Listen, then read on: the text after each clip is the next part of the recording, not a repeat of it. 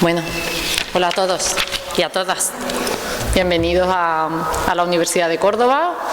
Nos encanta que os hayáis decidido a participar en esta actividad, que como sabéis forma parte de un programa específico que hemos diseñado este año en la Unidad de Cultura Científica de la Universidad de Córdoba, para promover, bueno, pues para celebrar el Día del Libro. Y claro, somos la Unidad de Cultura Científica, queríamos leer ciencia y leerla con vosotros. Sé que habéis estado trabajando el libro de Alejandro y espero que, bueno, que seáis vosotros quienes llevéis la voz cantante. Ni él ni yo vamos a daros ninguna charla, queremos conversar con vosotros. De todas formas, os voy a presentar a Alejandro, al que a mí se me antoja un poco como un hombre del Renacimiento. Y me voy a explicar. Él es bioquímico, pero también es doctor en ciencias económicas y empresariales. Eso queda ahí para todos los que piensen que las ciencias y las letras no tienen nada que ver. Ha compatibilizado su labor investigadora con la dirección de empresas multinacionales, es profesor de universidad y es historiador de la ciencia. Es un curioso, creo, como lo fueron los humanistas del siglo XV y XVI, que decidieron dejar de creer para empezar a crear. Al menos yo veo así a los humanistas, ¿no? A quienes renunciaron a la creencia ciega para empezar a comprobar las cosas y a crear ciencia.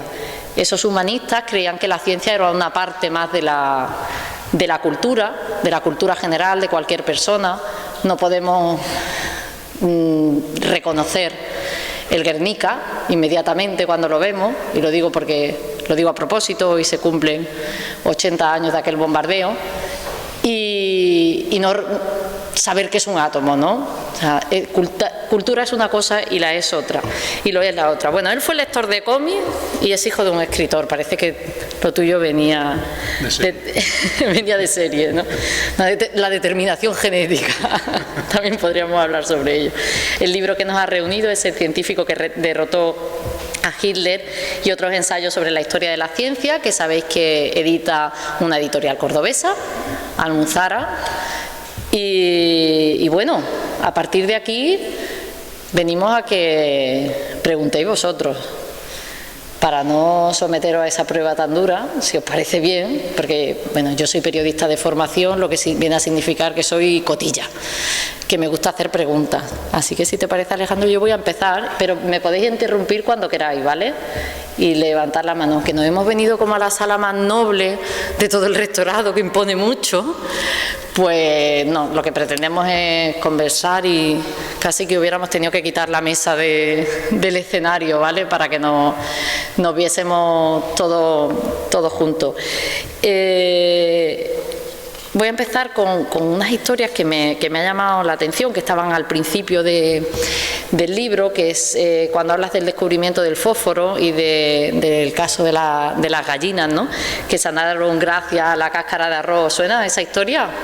A mí, bueno, lo de las gallinas me pareció como apasionante. También hay algo de lo que quiero reflexionar en unos capítulos donde hablas de Einstein y de Newton, en el que a mí me daba la impresión cuando lo leía de que la ciencia se hace a veces como a base de golpes de suerte, ¿no?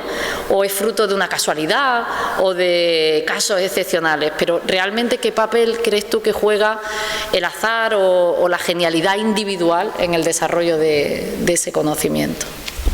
Bueno, chicos, lo primero de todo, muy buenos días. La verdad que la presentación de Elena me ha dejado alucinado, no es para tanto, ¿eh?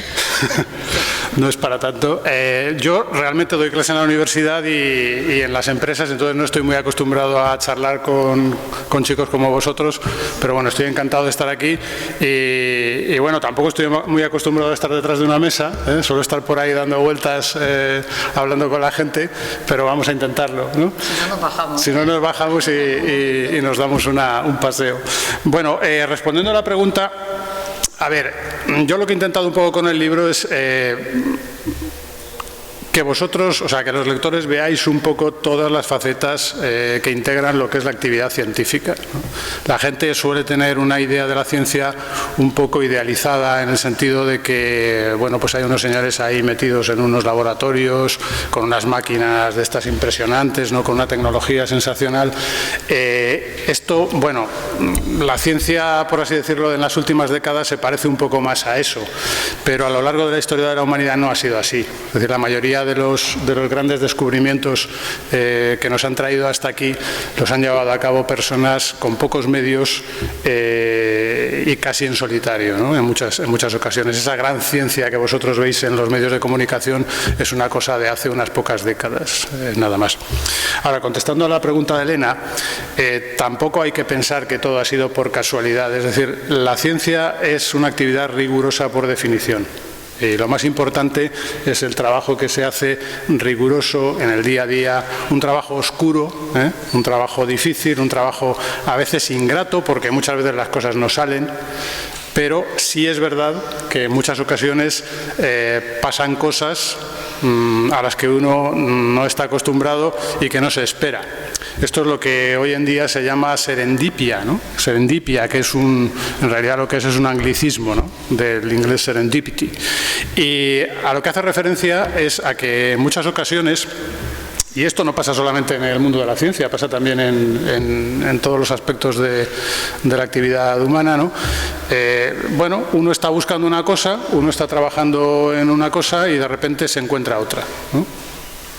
Ahí lo que hay que tener sobre todo es la mente muy abierta, actuar un poco como los detectives en el escenario del crimen, y cuando ves una cosa que de alguna forma, bueno, no encaja demasiado en lo que estás investigando, pero parece interesante, parece curioso, pues derivar la atención hacia ese nuevo fenómeno, y a veces lo que se descubren son cosas verdaderamente sensacionales, ¿no?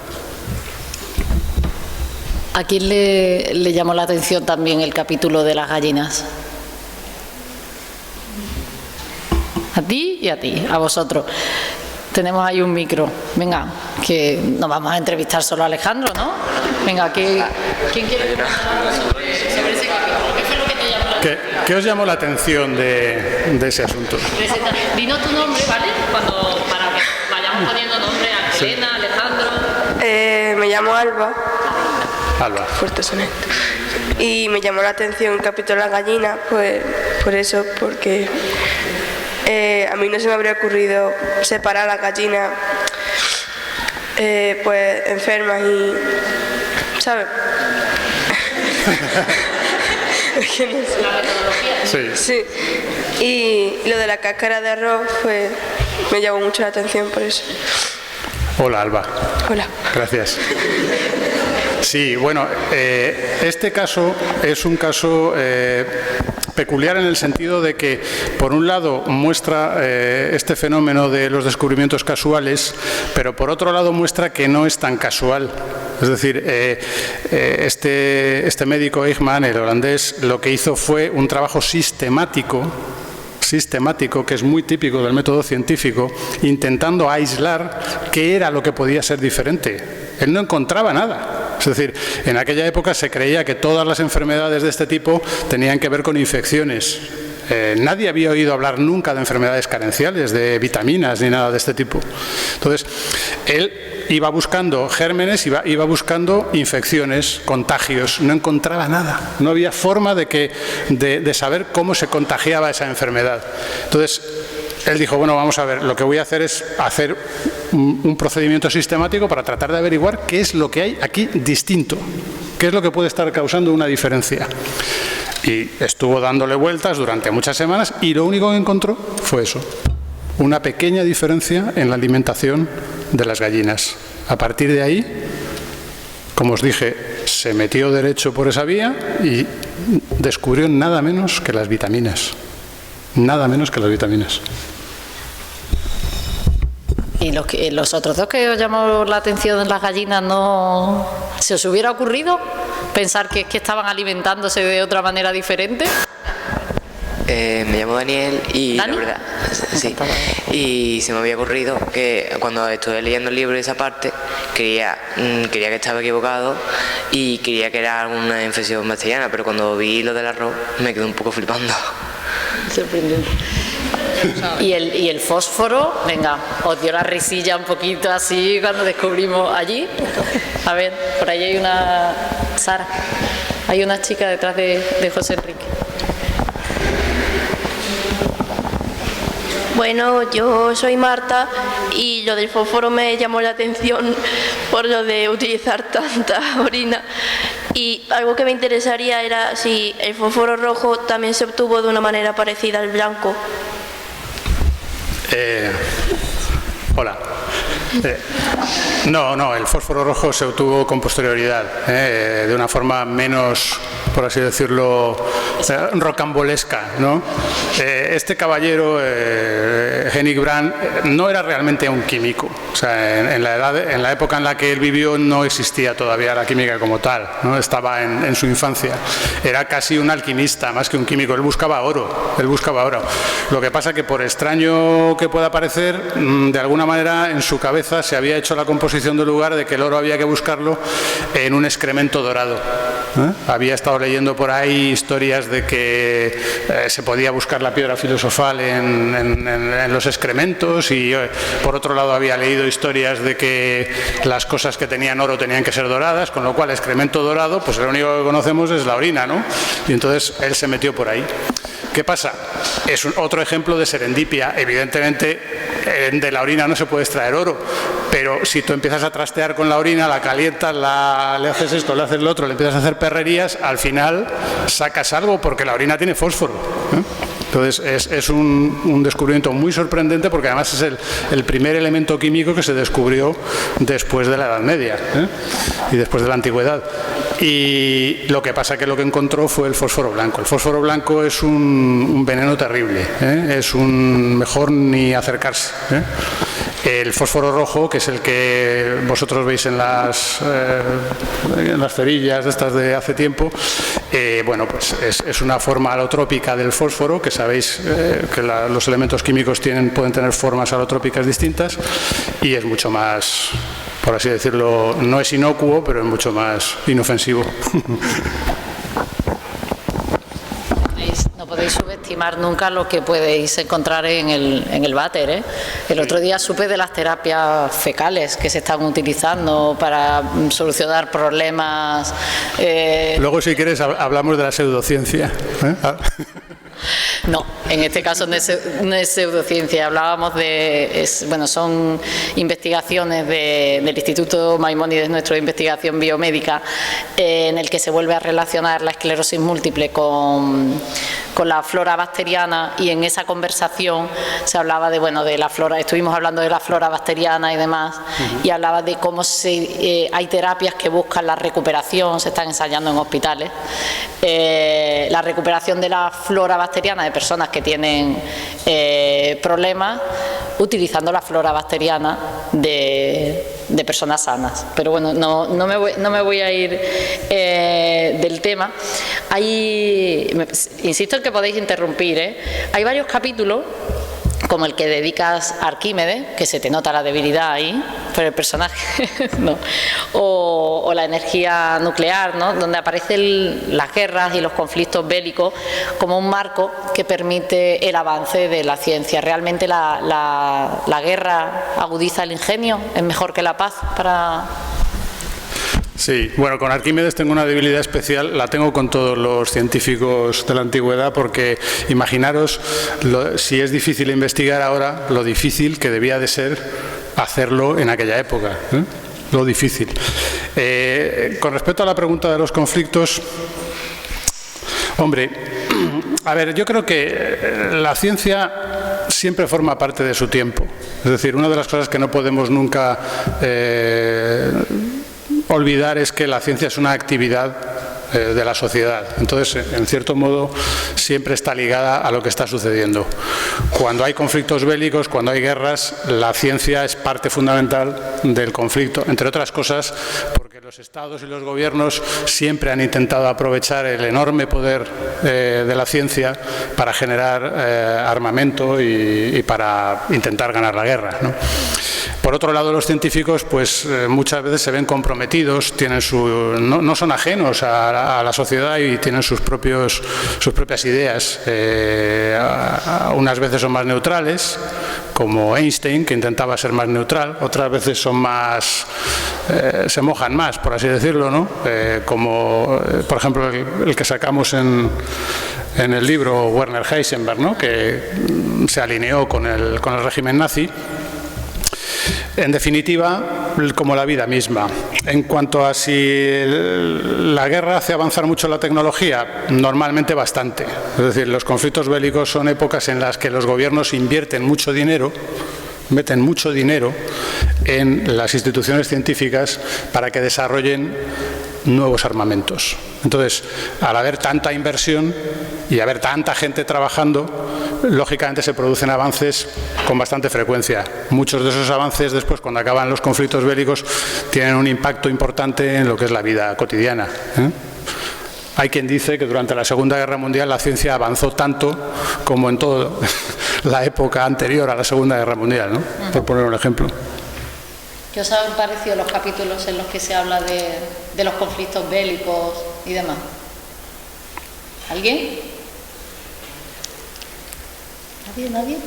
A mí me han llamado bastante la atención. De hecho, él ha mencionado a Heisenberg y hay una historia ahí, ¿no?, que forma parte de la leyenda sobre si los nazis fueron capaces de desarrollar o no la bomba. De hecho, hay una serie maravillosa que os recomiendo que se llama Manhattan, sobre el proyecto Manhattan,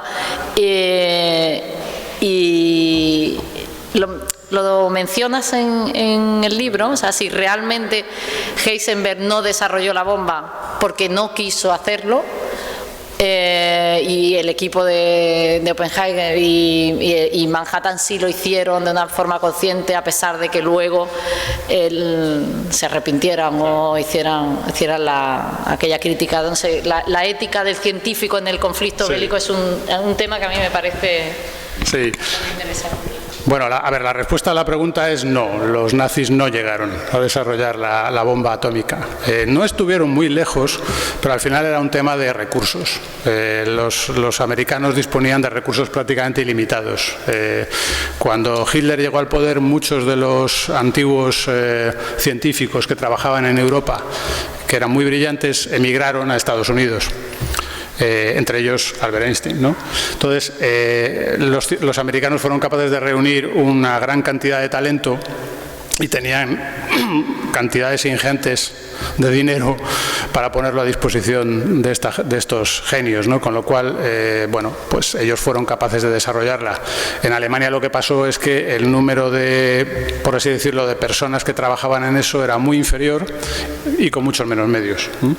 Entonces, Werner Heisenberg, que es el más famoso de los que trabajaron en Alemania, al acabar la guerra siempre intentó de alguna manera justificarse diciendo que él realmente había entorpecido el proyecto, intentó vender esta idea, ¿no?, diciendo que él había intentado entorpecer el proyecto, haciendo ver que era mucho más difícil, etcétera. Bueno, el consenso que hay actualmente es que eso no es así, ¿eh? Realmente los alemanes no llegaron a desarrollar la bomba sencillamente porque era muy difícil y no tenían ni los medios técnicos ni los medios económicos como para hacerlo, ¿no? ¿Cómo hubiera cambiado la historia, ¿no?, si lo consiguen antes? Fíjate.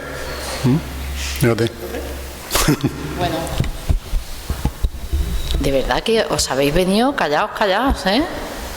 Venga, han hablado Alba. ¿Dani era tu nombre? Dani y Marta. ¿Hay algún comentario por ahí? Hay aquí. Que tenemos otro valiente. Buenas, yo me llamo Sergio. Y ahora que hemos hablado sobre Hitler y eso, ¿por qué decidiste poner como título principal el científico que derrotó a Hitler y no otro? Bueno, esto fue cosa de Sergio, gracias. Esto fue cosa de la editorial, ¿vale? Ellos veían que, bueno, que el libro tenía como 25 historias tocando temas muy diferentes y buscaban un título que llamase un poco la atención. Entonces, bueno, siempre todo lo que tiene que ver con la Alemania nazi, la guerra, los desarrollos tecnológicos, parecía que era un título que llamaba un poco la atención, por eso decidieron ponerle ese título. Pero bueno, podían haber escogido otro. Gracias. En realidad, quería preguntarte con respecto a Turing. A mí me parece acertadísimo como estrategia comercial, y lo tuyo también es la empresa, ¿no? Pero es verdad que además ha habido una efeméride reciente de Alan Turing. ¿Ha cambiado tanto la ciencia como para que realmente no se rechace al diferente? Un personaje como Turing realmente en el año 2017 hubiera tenido los mismos problemas, o realmente no hemos avanzado tanto. A ver, en Occidente, entendiendo por Occidente Europa Occidental, América del Norte, todos estos sitios, las cosas han cambiado mucho. Es decir, Alan Turing tuvo problemas en la época en la que vivió por su condición, su orientación sexual, ¿no? En este momento eso es impensable. En una universidad española, francesa, norteamericana, alemana, eso es impensable, que una persona sea discriminada abiertamente por su orientación sexual. Bueno, ya si me dices en una universidad de algún otro país, no te sé decir. Todos sabemos que el nivel de desarrollo en los diferentes países no es el mismo, ¿no? En unos y en otros. Entonces, hombre, si me hablas de una universidad de Oriente Medio, pues a lo mejor dependiendo de dónde sea, te puedo decir que sí que puede tener problemas. Él fue discriminado por su orientación sexual. La historia de la ciencia está repleta de... Me va a matar David, ¿no? Por el micro. Me voy a acabar acercando el otro. Alan Turing decía fue discriminado por ser homosexual, por una determinada opción sexual. Hay personas, la mitad de la población aproximadamente, que suelen ser discriminadas sencillamente por su sexo, o sea, por ser mujeres. La historia de la ciencia está repleta de estos casos. ¿Cuál es el más sangrante, si es que hay alguno, ¿no?, con el que tú te quedarías? Bueno, este tema es muy interesante. Hay un capítulo en el libro que está dedicado, se llama Heroínas de la ciencia, y es por esto, ¿no? A ver, lo que digo desde el principio, la ciencia no está separada del resto de la sociedad. Es decir, por ejemplo, la ciencia no es un entorno especialmente machista, no lo es. Es tan machista como pueda serlo el resto de la sociedad. Entonces, en una época en la que toda la sociedad era machista, la ciencia también lo era. ¿Vale? Las mujeres tenían prohibido el acceso a la universidad, por ejemplo, en Alemania, en Berlín, hasta 1900 no podríais haber estudiado en una universidad, por poneros un ejemplo. En España, con autorización, sí, ¿no? Todavía peor, ¿sabes? Todavía peor. Autorización paterna, y en el 21... Pero incluso en los países anglosajones, que han sido los más avanzados en esto, hasta muy bien entrado el siglo XIX, pero muy bien entrado, casi hasta el final, las mujeres no podían acceder a la universidad. Era muy raro, era muy difícil, había todo tipo de impedimentos. No podían participar en sociedades científicas. Por eso las pioneras en esto, las auténticas pioneras de la ciencia, decimos que son heroínas, porque imaginaros si a veces hoy en día decimos que a las mujeres les cuesta acceder a puestos de responsabilidad con el mismo nivel retributivo que los varones, imaginaros en el siglo XVII o en el siglo XVIII, cuando una mujer se tenía que disfrazar de varón para ir a la universidad a asistir a una clase. Eso está aquí en el libro. Hay mujeres que se disfrazaban de varones por el impulso que tenían de aprender, de participar del desarrollo del conocimiento, arriesgaban a este tipo de cosas, ¿no? Y ha habido mujeres en el siglo XVIII, en el siglo XIX, en el siglo XVII que han hecho aportaciones extraordinarias al mundo de la ciencia. Está, por ejemplo, esta mujer, Mary Anning, que es una de las paleontólogas más importantes de la historia, que es la que descubrió el plesiosaurio y el ictiosaurio. Fue realmente la persona que llegó a probar que existía la que entonces era muy controvertida edad de los reptiles, ¿no? Es un ejemplo. Y respondiendo a tu pregunta, el caso más sangrante, hay varios. Muy típico es el de Rosalind Franklin. Esto era una fantástica cristalógrafa que hizo unas fotografías del ADN, del ácido desoxirribonucleico, la molécula de la vida. Estas fotos, sin su autorización, llegaron al conocimiento de Francis Crick y de James Watson, que fueron los que al final esclarecieron la estructura de la molécula y ganaron el premio Nobel, ¿vale? Bien merecido, porque ellos esclarecieron la estructura de la molécula y por eso ganaron el premio Nobel, pero no habrían podido esclarecerla sin los datos de cristalografía de Rosalind Franklin, a la que ni siquiera mencionaron cuando ganaron el premio. Vamos a hacer perdón, José Enrique, vamos a hacer solamente un ejercicio ahora que estamos con el tema de las mujeres. ¿Os podéis poner de pie las mujeres que estéis en la sala? ¿La identificaron?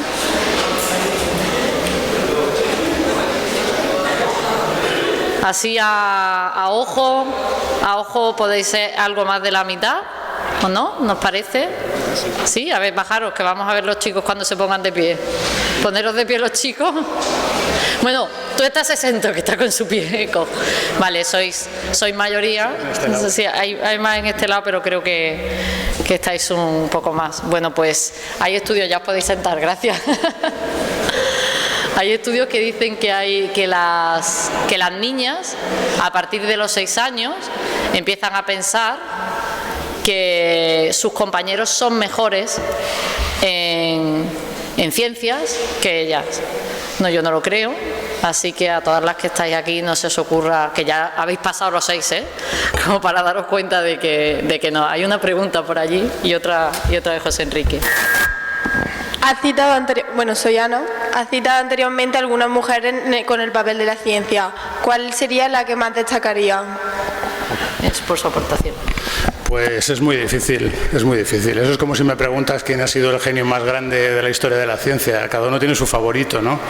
Hay muchas mujeres extraordinarias. Si habéis leído la historia esta de la Segunda Guerra Mundial y de la bomba atómica, Lise Meitner, por ejemplo, era un excelente científico que trabajó con los alemanes, con Otto Hahn, cuando descubrieron la fisión del núcleo, y realmente fue ella la que, aunque fueron los científicos alemanes los que hicieron el trabajo experimental, ella estaba ya exiliada porque ella era judía, se había tenido que marchar de Alemania, pero fue ella la que interpretó los resultados, ¿no? Entonces es una mujer,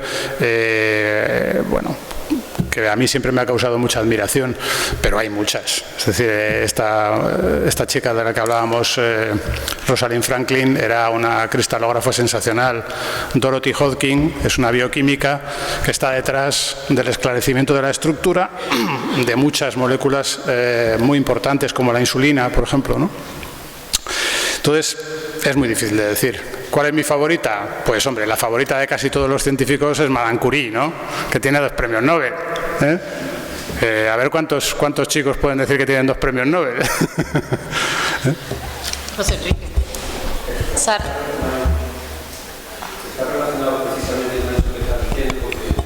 Espera, el micro que no.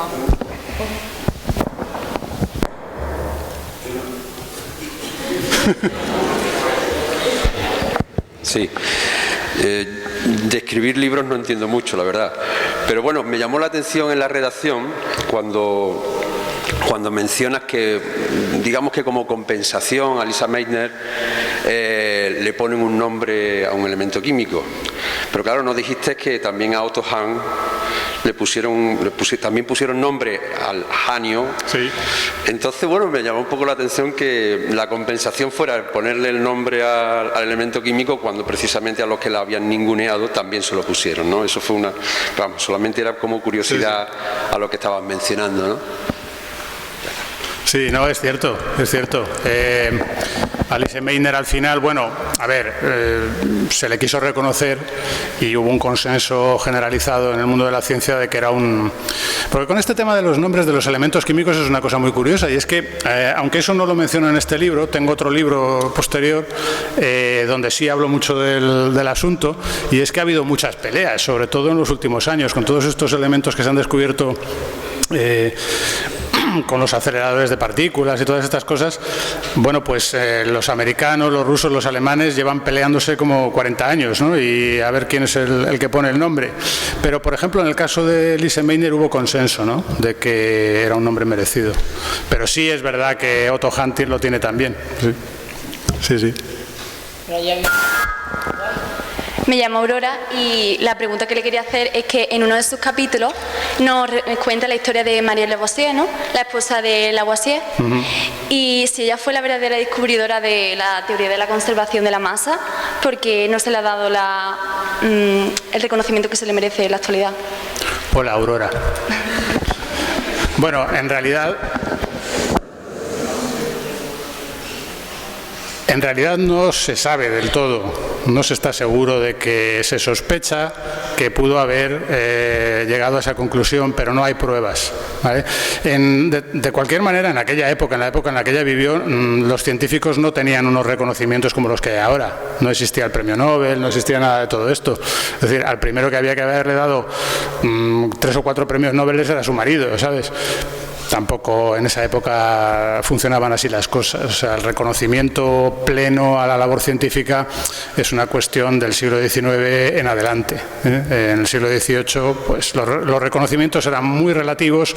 Tened en cuenta que al principio de la revolución científica la ciencia funcionaba mucho con el mecenazgo.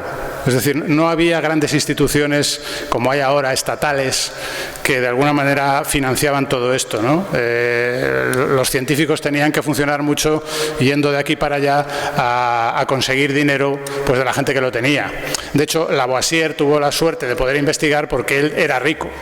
Él era una persona muy acomodada. Entonces, por eso también encontraréis que muchas de estas personas tenían el suficiente tiempo para investigar porque no tenían que trabajar demasiado. Me parece un tema interesantísimo el de la financiación de la ciencia, porque aunque no es comparable evidentemente el mecenazgo en el 17 o el 18, ahora sí que hay, parece una vuelta, ¿no?, a esa idea de buscar mecenas para la investigación, aunque sea de una manera simbólica. ¿Qué papel crees tú que han jugado los mecenas? ¿Cuál debería de ser realmente? ¿Cómo deberían situarse en este tiempo? Porque depender solamente de los mecenas, pensad que si... Yo tengo una opinión, ¿no? Y como aquí he venido a moderar, pero a opinar también, en vista de que no lo hacéis vosotros, yo ya me lanzo. Es cierto que si solamente la ciencia dependiera del mecenazgo privado, solamente se investigaría en salud, ¿no? Porque, claro, todos queremos curar el cáncer y además queremos que alguien, ojalá esté en esta sala, encuentre la fórmula mágica, ¿no? Pero ¿cuál es tu opinión al respecto? Y si alguien tiene una opinión al respecto de esto, me encantaría escucharla. Hombre, yo voy a dar una opinión que no sé si es políticamente correcta, pero dado los recortes de inversión que estamos viviendo en algunos países con el tema de la crisis en investigación y desarrollo, hombre, yo lo que tengo que decir es que la ciencia es una actividad tan importante, tan fundamental para el desarrollo de un país, que no se puede dejar a la iniciativa privada. Es decir, tiene que haber una labor institucional muy importante, inversiones sistemáticas, duraderas. Lo que estábamos contando de lo que pasa en los conflictos bélicos. Los gobiernos invierten masivamente en ciencia y no es casualidad que se descubran tantas cosas cuando hay una guerra. Entonces, hagámoslo igual de bien en la paz.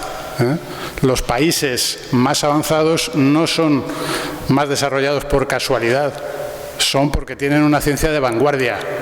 La investigación y el desarrollo lo es prácticamente todo. Los estados tienen que invertir en investigación y en desarrollo. El mecenazgo está muy bien. Cuanto más dinero haya para ciencia, mejor, ¿no? Pero el mecenazgo, por sí solo pues es algo del pasado, es una cosa del siglo XVIII, del siglo XVII.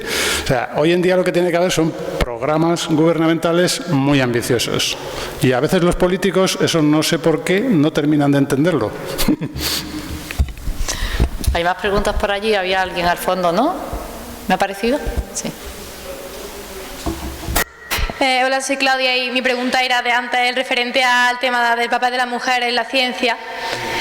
Y mi pregunta era si a la mujer no se le hubiera permitido meterse en el mundillo de la ciencia hasta la actualidad, si crees que se habría desarrollado igualmente la ciencia sin ese papel de esas mujeres.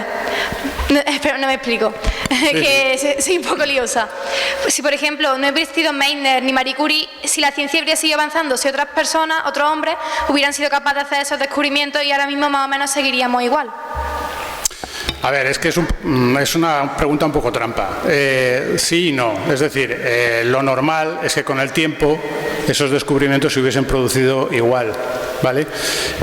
Porque el talento está igual de repartido en hombres y mujeres. Entonces, si no hubiera sido una mujer, hubiera sido un hombre el que lo hubiera descubierto. Ahora, la cuestión para mí importante es que eso no es sostenible. Es decir, la humanidad tiene dos géneros con el mismo talento. Entonces, ¿tú qué vas a hacer? Una actividad donde excluyes al 50% de la especie humana. Entonces estás perdiendo la oportunidad de aprovechar el 50% del talento. Con lo cual, pues, primero, eso es insostenible. Ya lo habéis visto. Con el tiempo, mira que ha habido gente que ha puesto barreras y no lo ha conseguido. Es decir, las cosas al final no se le pueden poner diques al mar. Al final, las mujeres han irrumpido en el terreno de la investigación científica igual que en cualquier otro terreno. Pero es que la consecuencia de eso que tú dices, si se hubiese producido, hubiera sido retrasarlo todo. Hubiese habido menos talento y, por tanto, los descubrimientos habrían llegado más tarde. De los que estáis en la sala hay gente de secundaria, hay gente de bachillerato. Levantáis la mano los que ya hayáis elegido el itinerario que os lleve por ciencias o por humanidades. Primero los de ciencias. Si tenéis física en cuarto, o... venga, ahí voy. Los de cuarto ya os veis con... ¿El resto sois de bachillerato por aquí? ¿La mayoría de secundaria? Vale. ¿Quién se ve estudiando una carrera de ciencias experimentales, por decirlo de alguna manera? ¿Sabéis ya lo que queréis estudiar o no? Te digo porque os va a faltar, se os va quedando corto. Venga, ¿quién se ve estudiando una carrera de ciencias experimentales? ¿Nadie? ¿Sí? ¿Hay allí una? Levántate, que te queremos ver. ¿Cómo te llamas? Marta. Sí. Marta, ¿en qué curso estás? En cuarto. En cuarto. Ay, qué poco rojo en eso. ¿Y qué bachillerato quieres coger? De biosanitario. El biosanitario, ¿no? ¿Veis cómo a lo mejor es ella, quien encuentra la solución? ¿Y qué carrera te gustaría estudiar? Bioquímica. Bioquímica. Como Alejandro. Sí, yo soy bioquímico. Ya, pues es una carrera... Eres buena estudiante, ¿no? Que la nota... Ya. Tienes que estudiarla aquí en Córdoba, ya sabes, El resto... ¿Carreras de arte y humanidades? Física, ¿quieres estudiar? Es una carrera preciosa. ¿Te gustan las matemáticas, no? Muy bien. ¿Y el resto qué quieres estudiar? ¿Ciencias sociales? ¿Humanidades? No sabemos todavía qué queremos estudiar. Bueno, espero que cuando acabemos dentro de un ratito, la charla, alguien más se haya decidido. Bueno, hay preguntas por ahí, ¿no? ¿Hay alguna? Quiero hacer constar que están preguntando más las mujeres que los hombres. Para seguir con el tema. No. Venga. Hay un capítulo, el de los sapos parteros, que... ¿Os gustó el de los sapos? ¿A quién más le gustó el capítulo de los sapos, que el hombre creía haber descubierto? Bueno. Hay debate por ahí. No sé qué. ¿Estáis debatiendo aquí sobre algo? Venga, contádnoslo. Teníamos muchas preguntas preparadas, pero no estamos preparados para la discusión. Pero, hombre, estamos en casa. a la mitad de la sala la conocéis. A mí ya me habéis tenido que ver en alguna, porque vaya todo. Venga, arrancaros. O me pongo a hablar de los sapos parteros, ¿eh? Venga. ¿Nos bajamos ahí o qué? Nos vamos a bajar, a ver si, pero... Venga, nos bajamos con el micro aquí.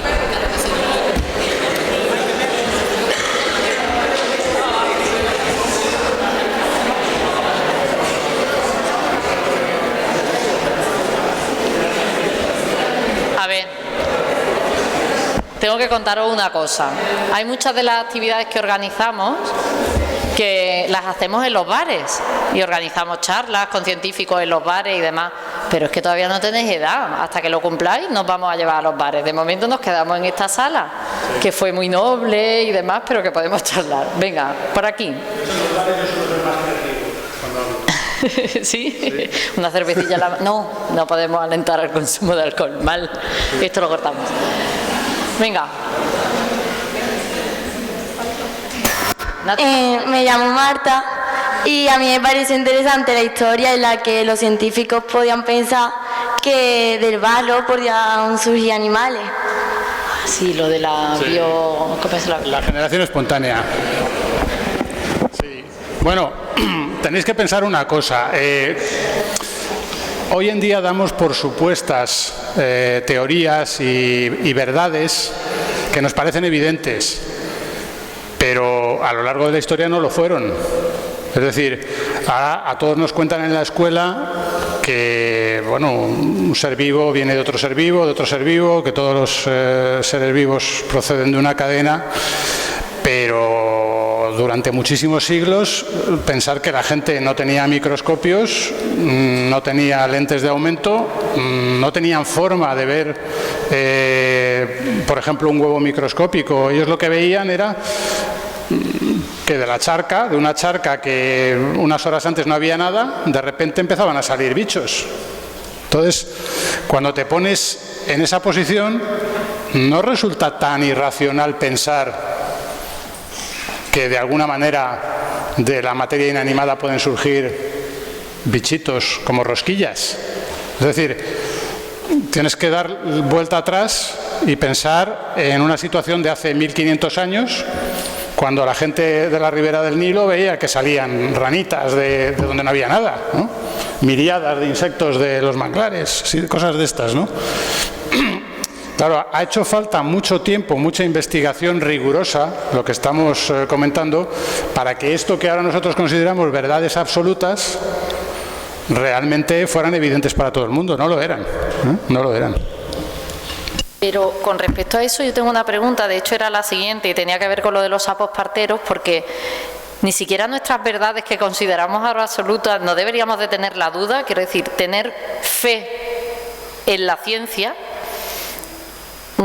la creencia ciega en cualquier cosa, el no cuestionarlo es anticientífico, ¿no? O sea,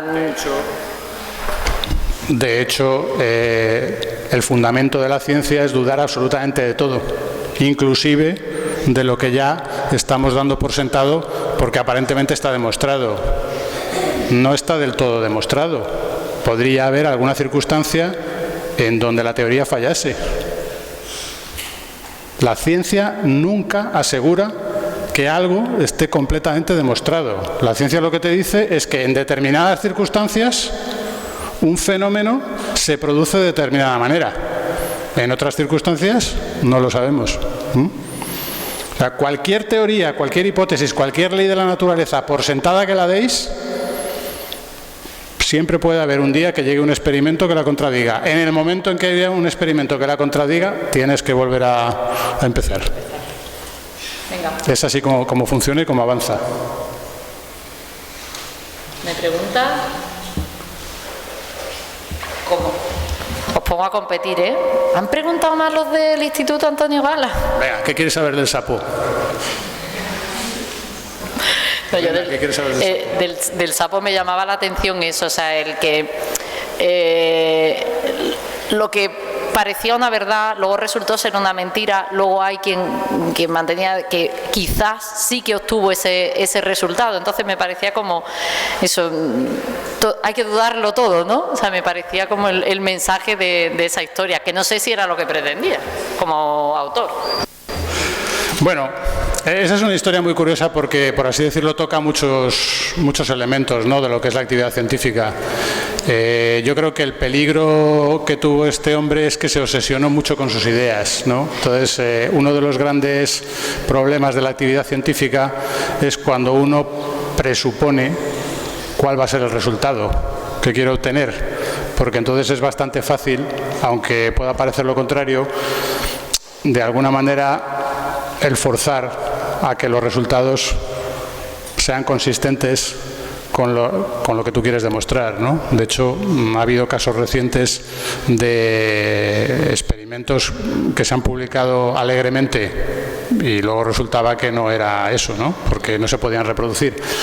Este señor estaba obsesionado con la teoría de Lamarck, de la herencia de los caracteres adquiridos, que es una teoría que no es correcta, pero bueno, él creía en ella e intentó forzar de alguna forma los experimentos, ¿no? Luego todo el tema está muy embrollado porque tenía problemas personales, había por medio historias políticas, envidias, entonces al final no se sabe muy bien lo que pasó, pero la cosa acabó mal, ¿no? Y es un ejemplo de cómo hay que tener cuidado cuando se investiga.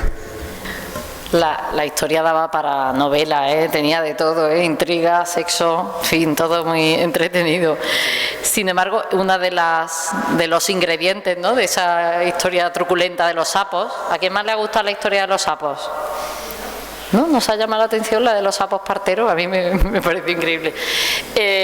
Uno de los ingredientes que tenía era la posibilidad del fraude, ¿no?, que se sugiere ahí, y luego hablas de más fraudes de las sirenas,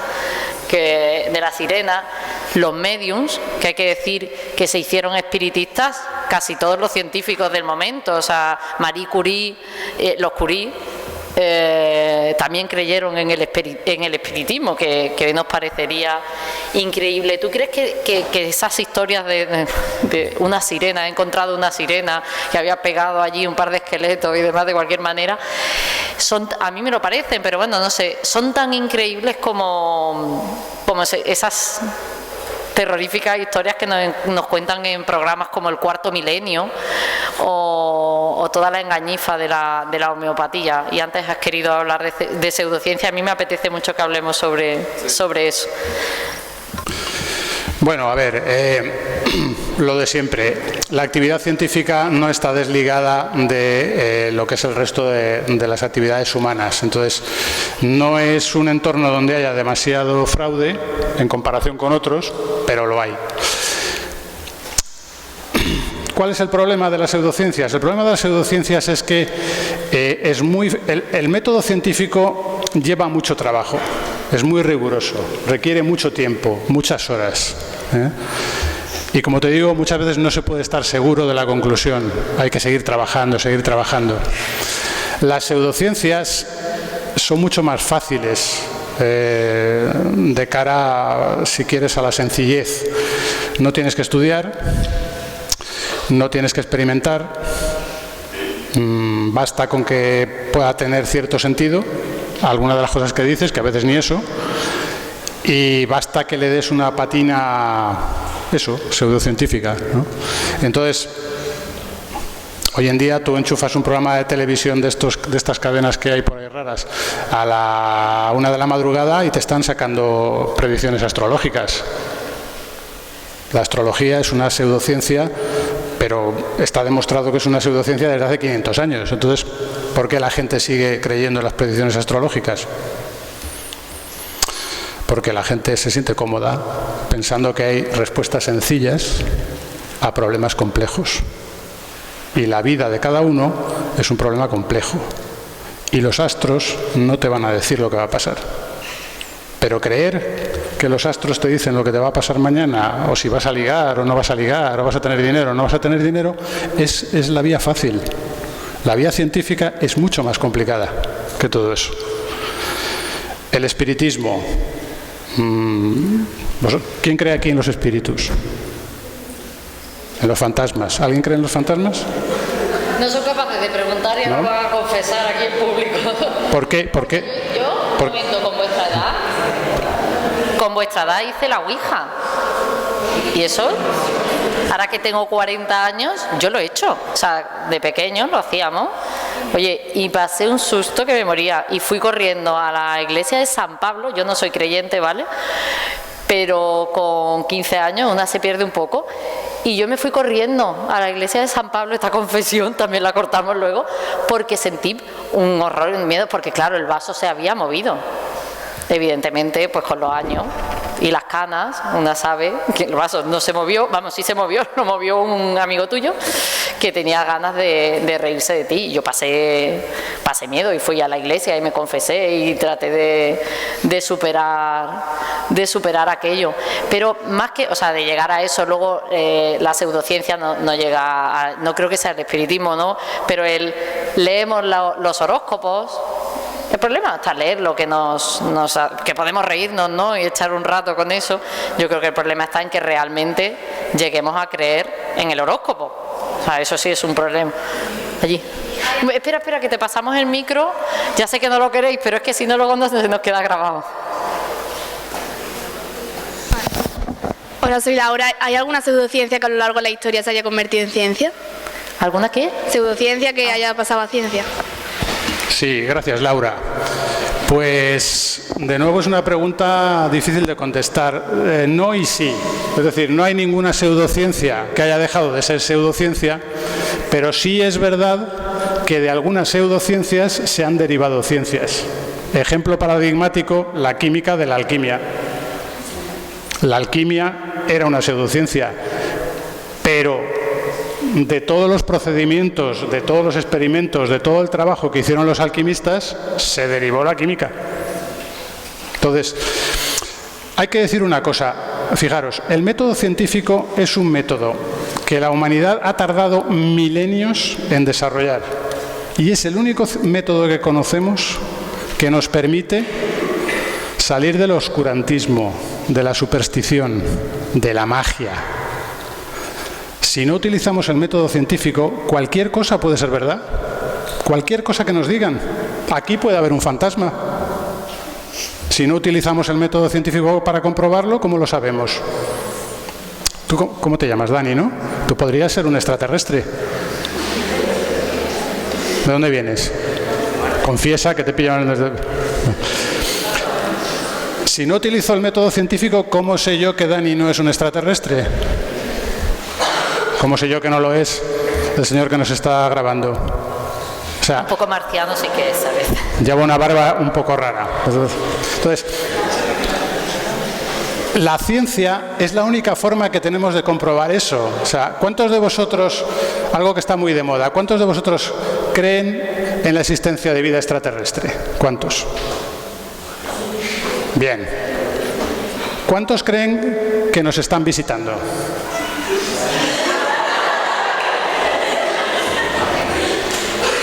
Los que creéis en la existencia de vida extraterrestre, pero no creéis que nos están visitando, ¿por qué creéis en la existencia de vida extraterrestre, pero no en que nos están visitando?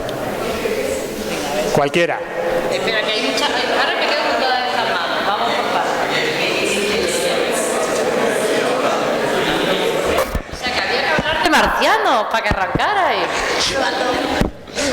Que, bueno, soy Fernando y que el universo como que es demasiado grande como para que estemos nada más que nosotros. Claro, es decir,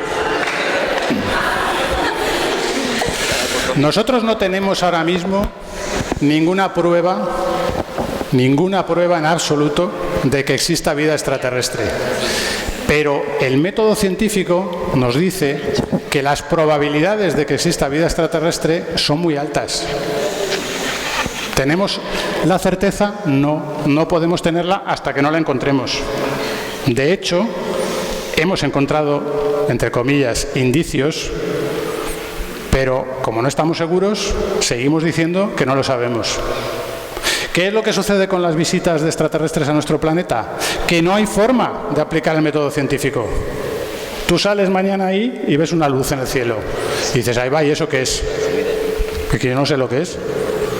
Pero el no saber lo que es no significa que sea una nave tripulada extraterrestre. Ese es el problema. O sea, el método científico exige comprobación. Si yo puedo salir ahí a ver esa luz y veo que la nave baja y con un montón de testigos veo que sale el extraterrestre y se pone a hablar conmigo y eso lo graba la gente y eso sale en las noticias, vale, entonces me creo que han venido.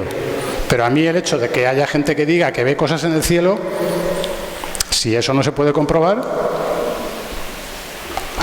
entonces utilizad siempre el método científico. Observad, experimentad, haced hipótesis, construid teorías que se puedan falsar, que se pueda comprobar que son falsas. Si no se puede comprobar que son falsas, no podéis utilizar el método científico. ¿De acuerdo? A ver, por allí.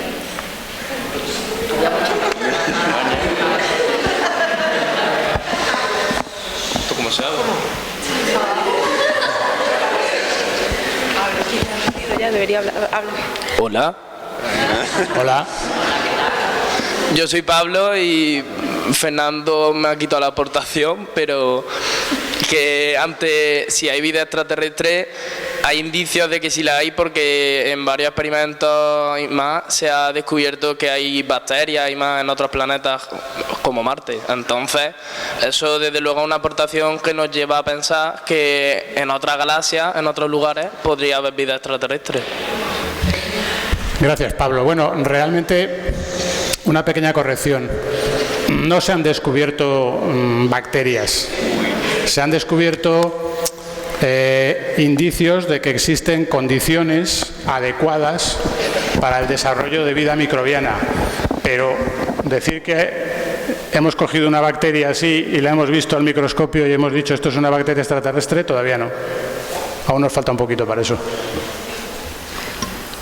Bueno, en esto estamos hablando de vida, no de vida inteligente. Sin embargo, nos parece fascinante como siempre la literatura y el cine ha convertido esa posibilidad.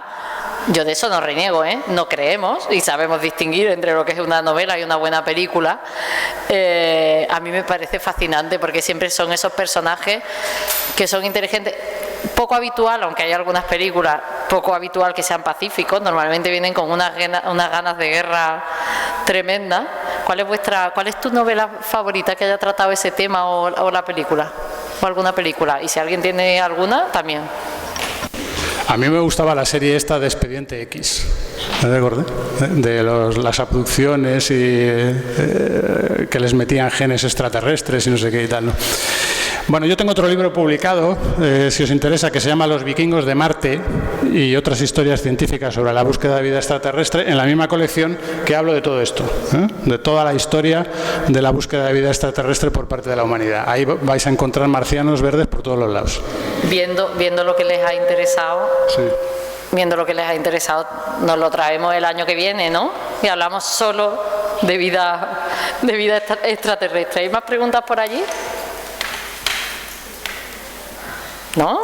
Yo tengo que decir que mi serie favorita que me marcó, pero es que vosotros sois muy pequeños, pero vuestros profesores no, fue V. ¿Alguien sabe, ahora que todo ha vuelto y todo es muy retro y vuelven los 80, ¿alguno sabéis lo que era la serie V? ¿Esa que las chicas se comían los lagartos? ¿Los ratones? Ah. Comían ratones y en realidad eran como si fueran lagartos, porque además las llamaban las lagartas, eran dos generalas las que dirigían toda aquella expedición y demás, y eran lagartos que se cubrían con una imagen humana y comían ratas. Buscarla en internet. Estamos llegando al final. Yo os voy a dar la última oportunidad, Venga, seguro que alguien se ha quedado con una pregunta sin hacer. ¿No? Venga, allí. ¿Ves? Si es que tenías cara desde que has llegado, de que querías preguntar.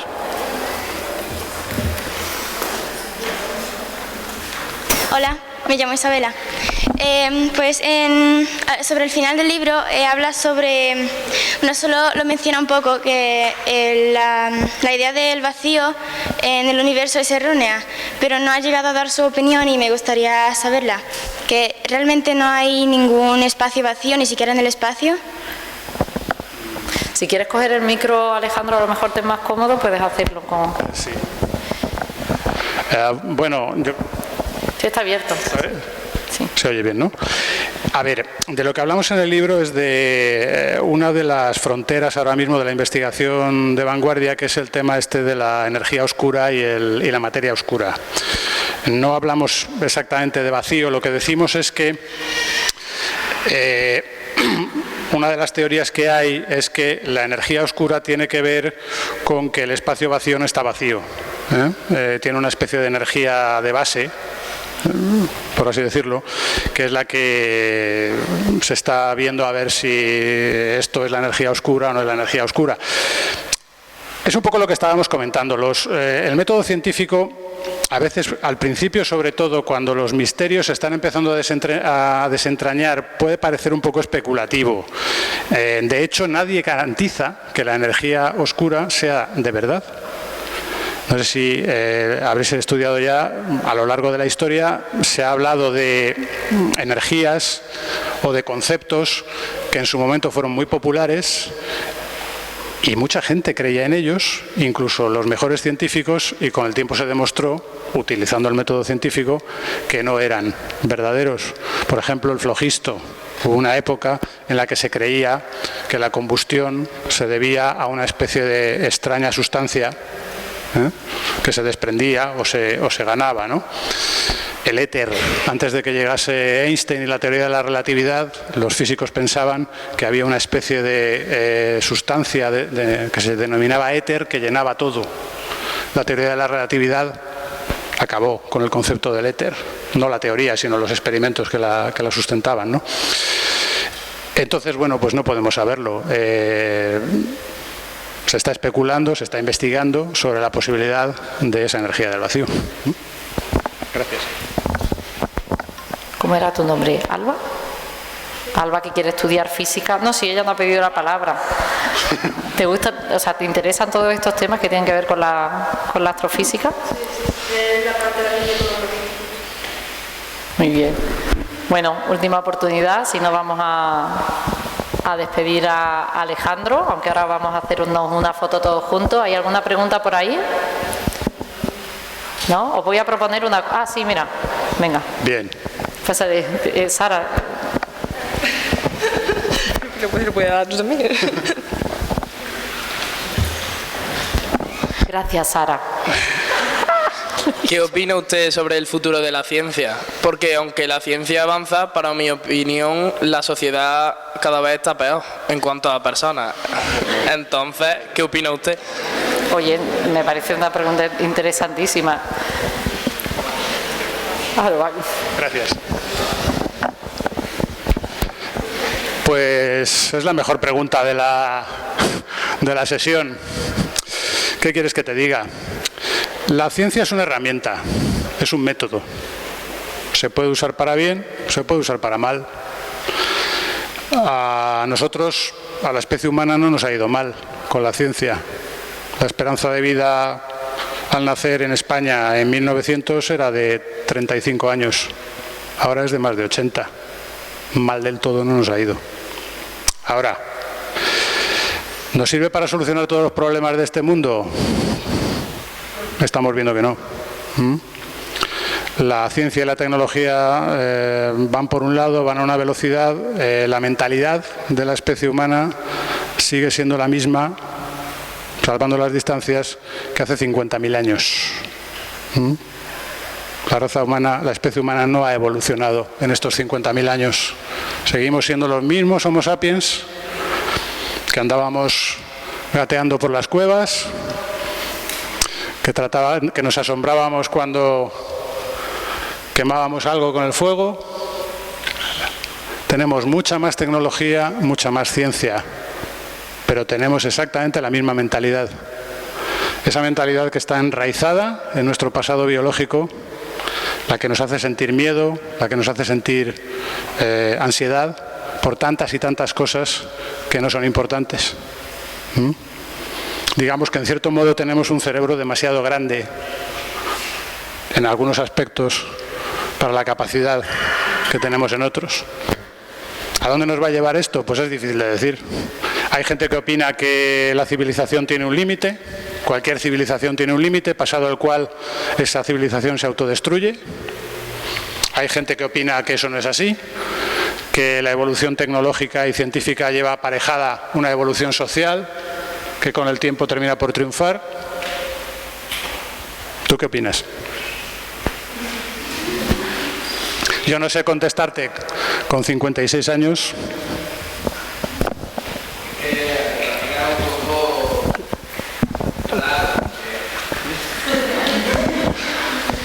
Para mi opinión, la ciencia aún le queda bastantes años, bastantes siglos para avanzar, pero a su vez, si comparamos la sociedad actual con una sociedad un poco más atrasada, de unos años anteriores, las personas tenían más capacidad de esfuerzo, más interés por estudiar las curiosidades, intentar averiguar cosas, y hoy en día pues el interés ya como que no es tanto, y cada vez la sociedad va perdiendo más esa capacidad de esfuerzo y interés por lo desconocido.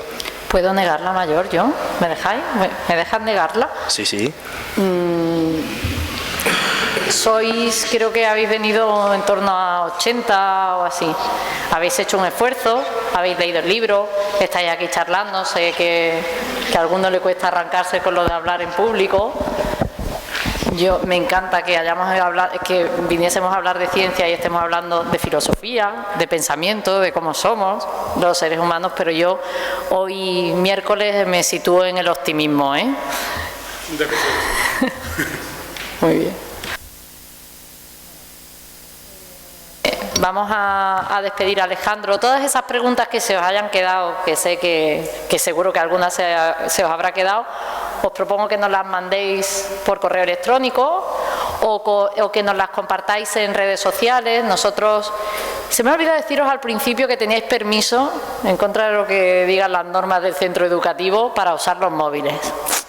Porque quería que compartieseis esto en vuestras redes sociales. Nosotros, somos Córdoba Ciencia en la mayoría de las redes. En Instagram somos UCO Córdoba Ciencia. Alejandro también le tenéis en Twitter.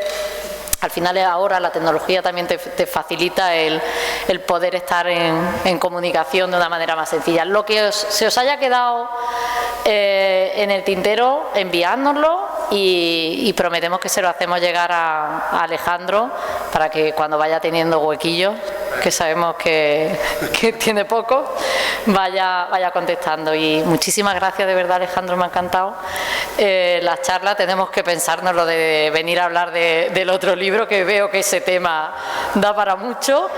Y vamos a bajarnos a la puerta, si os parece, y nos hacemos una foto todos juntos. Y pues si quieres despedirte tú. Gracias a vosotros por estar.